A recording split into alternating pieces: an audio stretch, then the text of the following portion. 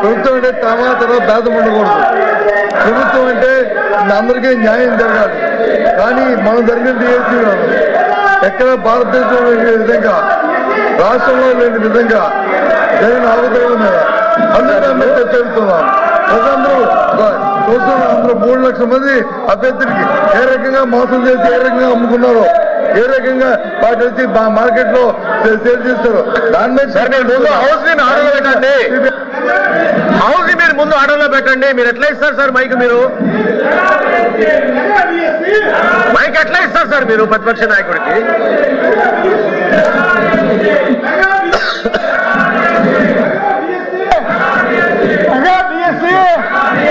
Mega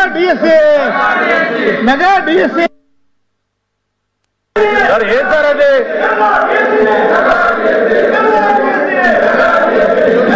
ఈ టేబుల్ని కొట్టుంటే మీరు ఏం చేస్తున్నారు సార్? మీరు అధ్యక్ష చైర్మన్ గారు డిఎస్సీ మీద మాట్లాడే నైతిక హక్కు గొడ్డల పార్టీకి లేదు అధ్యక్ష. అందులో గతంలో పనిచేసినటువంటి విద్యాశాఖ మంత్రి సిగ్గుపడాలి.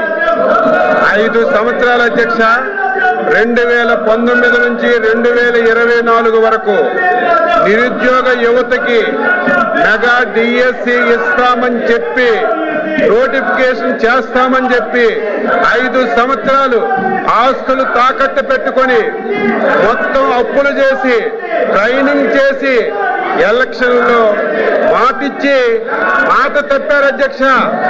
మాట తప్పారు. 5 సంవత్సరాలు నిరుద్యోగుల జీవితాలతో ఆడుకున్నారు. అందులో కొత్త సత్యనారాయణ గారు అధ్యక్ష విద్యాశాఖ మంత్రిగా ఉండి కనీసం వాళ్ళ గొడ్డల పార్టీ అధ్యక్షుడికి చెప్పి నోటిఫికేషన్ ఇచ్చుకోలేనటువంటి పెద్దమ్మ ఈ రోజు మళ్ళీ శాసనమండలిలో మాట్లాడుతున్నారు అధ్యక్ష. సిద్ధంగా ఉన్నాం, మాట్లాడడానికి సిద్ధంగా ఉన్నాం. ఈ బుక్లెట్ పంపిస్తాం. వాళ్ళందరికీ చదువుకోమనండి. ఎక్కడైనా సరే చిన్న పొరపాటు జరిగింది అధ్యక్ష, చిన్న తప్పు జరిగితే సిగ్గుండాలి. డిఎస్సీ పెట్టలేదు. డిఎస్సీ పెడితే 300 కేసులు అధ్యక్ష. 300 కేసులు కోర్టులో వేశారు. కోర్టు కూడా చేమోట్లు పెట్టి మీకు సిగ్గు లేదని కోర్టులు కూడా తిట్టినా సరే అన్నీ శాసన మండలిలోకి వచ్చి ఇది మాట్లాడడానికి నైతిక హక్కు ఎక్కడ ఉంది అధ్యక్ష? మీరు చైర్మన్ గా డిఎస్సీని పిలవండి, డిఎస్సీని పిలవండి, అందరితో మాట్లాడండి, చర్చకు పెట్టండి. ఈ 4 రోజులు దీని మీద చర్చ పెట్టండి.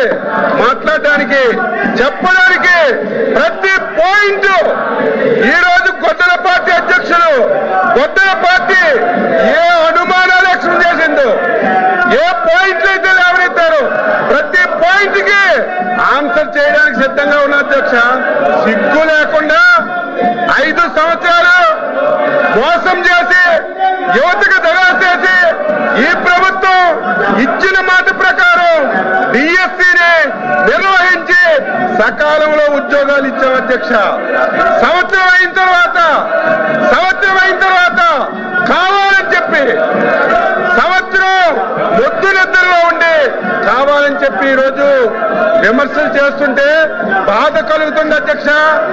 ఈరోజు ఎవరైతే 5 సంవత్సరాలు కష్టపడి చదివి ఉద్యోగాలు సంపాదించారు వాళ్ళు